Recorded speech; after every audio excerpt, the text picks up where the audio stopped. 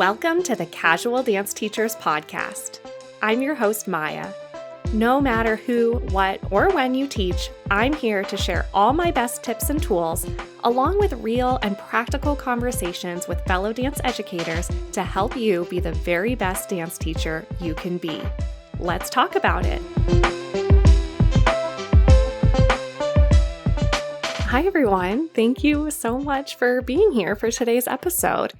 If you have not already listened to the first episode of season 2, where I talk a little bit about what I personally have going on in my journey as a dance educator, I would highly encourage you to listen to that first because it will give you a little bit more context for the conversation that I had with today's guest. And as I also mentioned in that episode, the best laid plans of Maya Mahusky always tend to go in a totally different direction than I intended, much like this conversation. So I was super excited to interview today's guest. I wanted to talk about creativity and how dance educators can draw creativity out of their students, as well as how they can remain grounded in their own creativity and how we can apply that to our greater lives in general. And we did get into all of those things. However, before getting into all of that and kind of the planned questions that I had laid out for this guest, the conversation got super personal. And I brought up what I personally was going through and asked for some insight and some help with my situation. And I got so much valuable insight and really basically like a personal coaching mini session, I would say. And I'm a little nervous, I have to admit, to share it with all of you because it's definitely not the typical tone of the podcast. And I am sharing something very vulnerable. But as you'll hear coming up, we both agreed that sometimes having a really specific example and context to apply these lessons to can be really widely helpful. So I'm hoping that in sharing this, you all can glean something from it. Before we dive right into that, of course, I have to formally introduce today's wonderful guest. For today's conversation, I'm joined by Jess Grippo. She's a dancer, writer, and creative coach who's the founder of Dance Again, an adult dance studio that helps people reconnect with movement and creativity. She also founded Words That Dance, a boutique agency that helps creatives bring their true message to life online. Over the past decade, Jess has guided hundreds of people back to their creative spark through classes, coaching, and through her best-selling book. And she's helped over 90 businesses revamp their websites and messaging. Her work has been featured by Women's Health, TEDx NYU, Lincoln Center, and more. So without further ado, join me in welcoming Jess Grippo to the podcast. Jess, thank you so much for joining me on the show. Thank you for having me.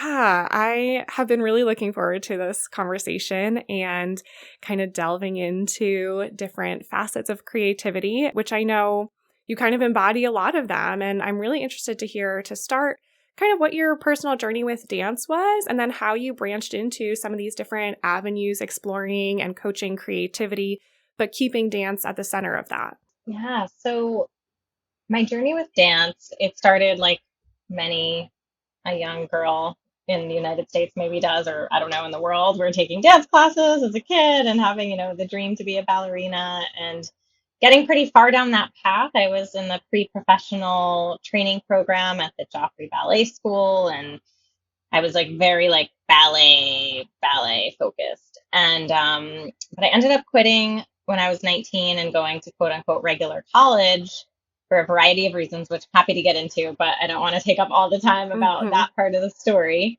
But I didn't dance for like most of my 20s. And then probably when I was around 27, I don't know, I just kept seeing other people on Facebook, I guess it was at the time, whatever the social media platform was that was popular. People would be like posting about their dance class or what they were doing, in their life with dance. And I'm just like, oh man, like, did I miss that boat? And there's a part of my soul that's missing because I'm not dancing. And so that put me on a path to then find ways to dance again. Mm. And in reviving my own path, which I did, really, it started with just dancing alone in my room because Okay. I was too intimidated to take a class. Like I lived in New York City where there's Uh-huh. so Okay. many classes you could take at any point. Yeah. But I was like, I feel out of shape.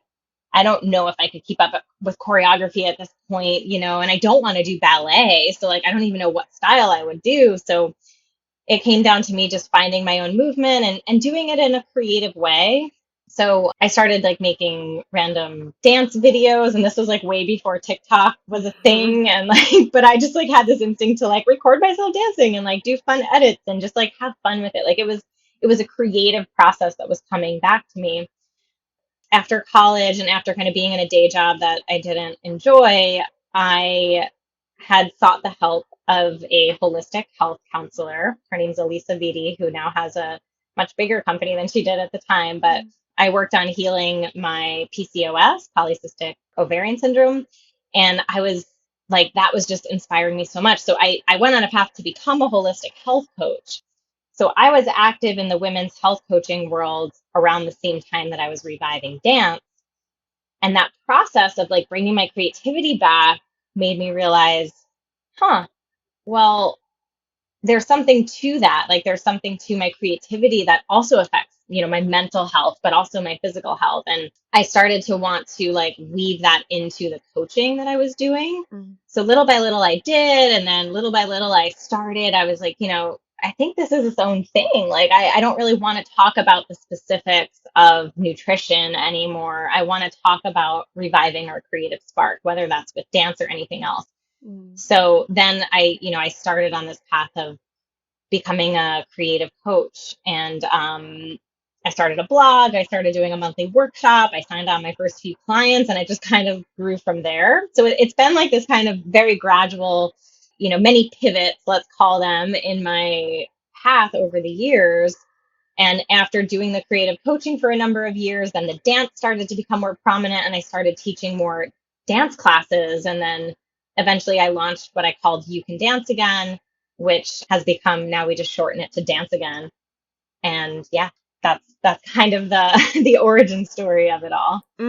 Wow. So cool. Did you come up with like creativity coaching? I'm not familiar with that as being like a field. Yeah, I didn't come up with a term. It was just at the time I wanted to pivot from the women's health coaching, and I knew like life coaching was becoming more of a mainstream thing back Mm-hmm. then. Like it's not nearly to the degree that it is now, I guess. But I think I was just Googling like creativity coach, and I found there's a guy named Eric Mazel who he started like a creativity coaching certification, and I ended up doing his program just to have a little bit of structure and, some guidance in that area. But a lot of it combined what I also learned in my holistic health coaching school and that practice. Like I had been working with people for a number of years at that point. So it was kind of, a natural shift into that Mm. area. Okay. So with Dance Again, when I first heard about this and looked into it a little bit, I get the idea like, okay, it's great to have a platform for adults to get moving again and have those classes. But it sounds like with your holistic health background and coaching background, is there a little bit of a deeper like health related goal? And can you talk a little bit about that and how you formed that through your Yeah. program? Yeah, absolutely. So we do offer just straight up dance classes. Right now, we're mostly based in Brooklyn, New York. I'm starting to get some things going in New Jersey, where I'm living now. And we have like a teacher training that helps people start up their own classes in different places as well. So like there is this just the like pure dance class aspect of Dance Again. But then I do offer some other, a lot of them are virtual types of programs where you can, reviving dance is part of like the bigger holistic picture of your life. And so I definitely weave in, there's the creativity coaching in there because what I found personally, like part of my story was that it was like once I started dancing again in my own way, in a way that felt authentic to me and was creative and expressive, it affected other parts of my life. Like it wasn't just this isolated practice that I did in a room and then I left it there. Like it was, it obviously, like I just told you, it affected my whole career. It affected my confidence, my relationships. I started to feel more comfortable in my body again. So we also, and that's where my coaching comes in more so, where like I'll do one-on-ones with people and sometimes I'll offer group coaching that really combines all of that together, where we're working on a personal growth journey that involves dance and creativity and getting back to yourself in that way. I love that. So this next question you can kind of handle however you want, because I don't want to seem like I lured you on my podcast to try and use you. But I feel like I am maybe a really good example. And we're recording this ahead, but by the time it comes out, I will have released an episode that does explain a little bit about what I'm going through right now, which is that I have a lot of things going on in my personal life, and I have a 5-year-old son with special needs and just a lot of changes that led me to no longer be able to teach weekly dance classes. And that's still, again, at the time we're recording this, like a very new thing and a lot of fear, I feel like, because that's been such a big part of my identity. And especially like putting that identity out into the world through the podcast, I'm like, oh no, if I am not teaching weekly dance classes, am I losing a big part of myself by not having that? So I am wondering, and again, you can take this wherever you want to, but do you have some tips for my specific situation, or how can you help me? Yeah, absolutely. I'm so glad you asked that. And like, please use me. Like, that's why I'm here. And I Thank you. love talking about this. And I think sometimes too, like the more specific we can get with examples, the more helpful it can be to everyone, Yes, because I like we agree. all see a little bit of each other, like if anyone who's drawn to this podcast, I'm sure will see a little bit of themselves in your story. So thank you for sharing it. And I first just want to like honor you and see you in everything you're doing as a mom, as a creative human who might be pivoting slightly, but is still probably infusing your creativity in like a number of ways. And I'm getting teary eyed as I say Me this to you. too. Um, I don't think that part is acknowledged enough, and it is everything, and it is so much. And thank you for what you're doing in raising a tiny human in this world. So now that Wow. now that I'm crying. Yeah. And until I became a mom myself, which was only about a year and a half ago, I knew all of that, but I just feel it on such a deep level now because I'm also, Yeah. recently in the thick of it. But Yeah. yeah, so, and I know that, I mean, it's probably like one of the biggest life changes we'll ever go through. And it makes sense, right, that things have shifted and dancing doesn't always look like what it used to. Mhm. So the first thing I would say is, A, if you like really just kind of tap into yourself right now, Mhm. what is it that you miss most about teaching a weekly class, I guess it was? Is that Yeah. So again, what this you're is saying? pretty recent. I think this is going to get super personal. Whew. But so my son has autism and he's nonverbal, and sorry. So it's okay. Um I really love like working with him, and that's part of why I'm stepping back from teaching so I can focus. I'm trying to homeschool him because I feel like I do really have, I would say, which is not something I would probably say about myself before I had my son, but I have patience to work with him to try and draw skills out of him that I think, more systemic academic settings, which can work for the vast majority, just are not designed for kids that need that added time and patience. So that's one of my big Mhm. goals of why I'm stepping away from other things to focus. But I found it very fulfilling to work with primarily neurotypical students because I don't have that as a parent. It was almost like this like surrogate, like I could Mm. give them goals and push them in a way that I can't with my son, and they would receive that information and actually sometimes do what I Mm. said. And so that's maybe taking it to like a whole nother level that maybe not everyone can relate to. But there is a little bit of a fear of my world maybe shrinking, not having that and being too hyper focused on just this one child in front of me that might be too specific, like to try and channel everything into that I might lose kind of the greater creative cloud that I had around me and had access to as a dance teacher. Yeah. I mean, it sounds like the first thing that I would say, I think for your situation and for probably for most of us, especially those of us who are parenting, is that there there needs to be some boundaries with your time and maybe, and I don't know what that looks like, right? And we can go into specifics if you want, but it may be more something to like marinate on of like as you take on this, new, more focused role with your son, which is also, and I'll reiterate, just like it's wonderful, even though I'm sure it's difficult and there's complicated and there's a lot going on. But I guess the first thing is like, is it possible to get some help, some time away? Like, what does that look like? Is it a couple of hours a week? Even if you're renting out a studio space and just sitting in there yourself, and maybe you cry the first few times and that's all you can do, it's like making space. And this is like in most things that I teach, it's like the first step really is like that making space. Because if we don't have space, have you heard of like the fertile void? No.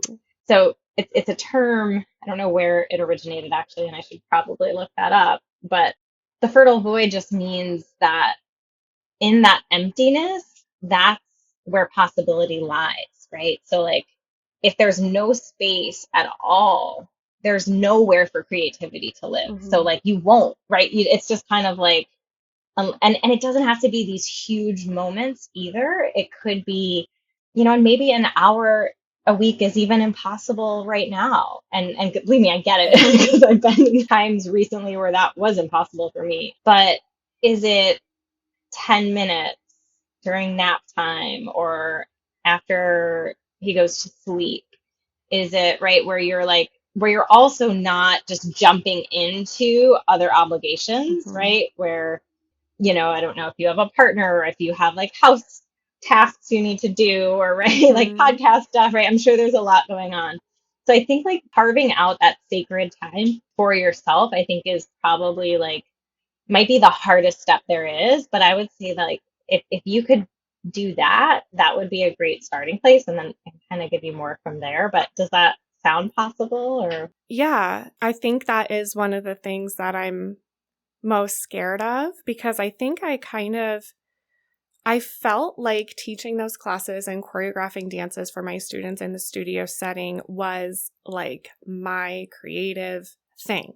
And it was very fulfilling creatively, but one of the things that I kind of have been reflecting on in making this decision to step back from that is why am I reserving my own creativity to just fit within these parameters? And why am I feeling like if I step away from this one thing, this teaching weekly classes, that means I'm no longer a creative? It'll open up time and space for me to have other creative outlets. And it won't be structured in the same way. It won't look the same. It'll be very different. But why am I so focused on like that being the one thing that has to be the creative outlet for me? So I'm still in the space now where I think I'm just sitting in like my reservation and sort of hesitation of what that might look like because that's been the reality for me for so long. It's like I'm a dance teacher and I funnel all my creativity into that, and that's what it is. But yeah, there actually is a lot more space in my life right now to explore other avenues. So I appreciate you kind of bringing that to the forefront so I don't have to focus on just like the FOMO, I guess. Yeah. Wow. And I think that's such a wonderful observation. And yes, like it's almost like this is opening up a new part of you and your creativity to live that you don't know yet. So it's probably scary because you don't know what it looks like yet. And then you're also the part that is easy to skip over that I don't think we should skip over is the grieving of that past identity. And it doesn't mean you can't go back to it. It doesn't mean that it's not still a part of your identity. But that's what I'm saying. Making space is the first step. Because you might find that if you have like once a week that dedicated creative time block for yourself, once a day if you can. I don't know what it is, right? It's different for everyone at different phases of our lives. Yeah. But if you have that, that's why I said you might just cry the first few times you have it because you need to grieve. You need to like acknowledge what you've been doing and the fact that that specific thing isn't in your daily, weekly life at the moment. Mm-hmm. And it might go back to it, but like you might even want to set up a ritual for yourself where you like, I don't know, have a photo of yourself teaching and Mm-hmm. the same way I was speaking to you at the beginning earlier, right? Of just acknowledging you and who you are and what you're doing, right? Like acknowledge that part of you, like make peace with her, like have that be part of your process. And then from there, it is kind of scary to be in that in between of like what is next and who am I now and what do I want to do creatively? And Mm-hmm. that's where we can tap into our bodies and our creativity. So sometimes for trained dancers, this can be harder. Like, Mm-hmm. I think it took a while for me to get into it. And with people I've worked with, I've noticed this that sometimes when you have no dance training experience, it's easy to just be like, yes, I'm going to improvise and I'm going to get my body and I'm going to move stuff through me and then I'm going to do some writing and it's going to be great, right?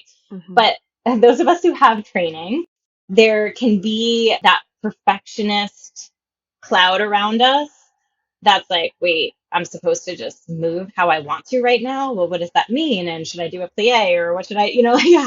how do I do that, right? How do I let my body lead the way rather than my mind telling it what to do and fitting into this specific technique, right? That I've studied for so many years. But when you challenge yourself to get into that type of dancing that's more intuitive, Mm-hmm. it does it there's studies that it creates new neural pathways in our brain, which creates new ways of thinking, which then like I really love the combo of freestyle dancing like that with writing slash Mm-hmm. journaling, because it if you do some journaling after you move for like 5 to 10 minutes, it'll open up new things, new ideas. So I would say for you, like get into that type of dancing and writing practice once Mm-hmm. a week, even, right? It doesn't have to be a ton of time, but if replace your old teaching with that for yourself of like a dancing and writing. And if you need some guidance, I have a number of, some of them are free. I have a free 13-day, it's called Dance Alone Together. And every day it gives you a prompt to dance with and to write with for 13 days. So that could be a way that you start. I have another one called Dance into Your Answers. That's similar vibe, but a little bit more specific to like unlocking answers within you. So that could Mm-hmm. be something else. But I would say like if it helps, try out one of those and just give yourself that gift of space and movement. And then call me up in like a month and let's see where you're at, because I think having a little time in that zone is probably going to open up a lot. And then from there, you might start getting new ideas, or like you'll be more in touch with your desire of where it wants to move you next and what's going to feel good for this next phase. Hello again. It's Maya following up post interview to wrap things up for today's episode. So, as you may have guessed, my conversation with Jess did continue from this point. However, for the sake of the podcast, I decided to keep this part of the conversation its own episode where we're really reflecting on this very specific situation, which happens to be my own, and Jess's response to that and the insights that she gave me, which I just have to express again, I'm so grateful for. It was genuinely a very healing process for me, and I gained so much just from this part of the conversation. So I do hope that you all also gleaned from it and learn from it and feel just as validated and encouraged by hearing it. But kind of selfishly, I am just so grateful that I had that opportunity. And if you're wondering, like, okay, what are some of these larger applications for these lessons? Because probably by and large, you can't relate to my experience. It's very unique. So if you have your own experience and you're still trying to process how these tools can relate to you and how you can also pass these tools on to your own students, we did get into that in the next part of the conversation. and that will be coming in a future episode. I have some other fun things to share with you in the meantime, so you'll have to stay tuned for a little bit before you can hear the rest of the conversation. But of course, keep coming back every Friday, and we will be sure to share the rest of the conversation and a lot more insights from Jess Grippo with all of you. Now, if you like to get reminders, share feedback, tell us a little bit more about maybe your own personal experiences and how we can apply these tools to you, you can join me in the Casual Dance Teachers Network on Facebook, and also follow me on the Casual Dance Teachers Podcast Instagram page. We're still kicking off season 2, so if you could go ahead and leave a review for the podcast as well so that we can continue to grow our audience throughout this new season and share these wonderful lessons and conversations with any and every dance teacher that needs to hear it, that would be so appreciated. And of course, we appreciate GB Mystical, who wrote the theme music for the show. Thank you all again, and I will talk to you soon.